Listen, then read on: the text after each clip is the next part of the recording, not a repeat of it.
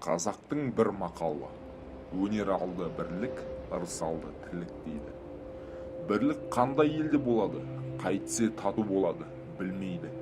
Қазақ ойлайды: бірлік ат ортақ, ас ортақ, киім ортақ, дәулет ортақ болса екен дейді. Олай болғанда байлықтан не пайда, кедейліктен не залал? Ағайын құрмай мал іздеп не керек? Жоқ, бірлік ақылға бірлік, малға бірлік емес.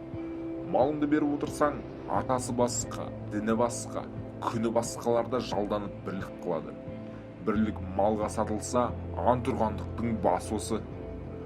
Ағайын алмай бірлік қылса керек, сонда әркім несібесін Құдайдан тілейді. Әйтпесе Құдайдан тілемейді, шаруа іздемейді. Әуелі біріне бірі бәле іздейді. Не түсін, не ажарын, не өкпесін бұлдап, ол болмаса бір пәле салып, қорғалатып, әйтеуір бірін бірі алдаудың амалын іздеседі. Мұның қай жерінен бірлік шықты? Ырыс алды тірлік дейді. Ол қай тірлік? Ол осы жан кеудеден шықпағандық па? Жоқ, ондай тірлік итте де бар. Ондай тірлікті қымбат көріп, бұлдаған адам өлімді жау көріп, ақиретке дұшпан болады.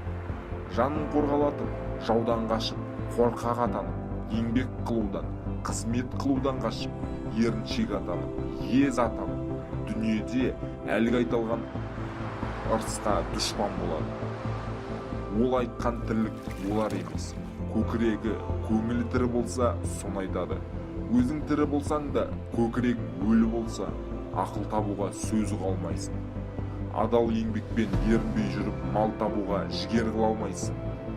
Кеселді жалқау қылжақпас, әзір тамақ әзір ас, сырттың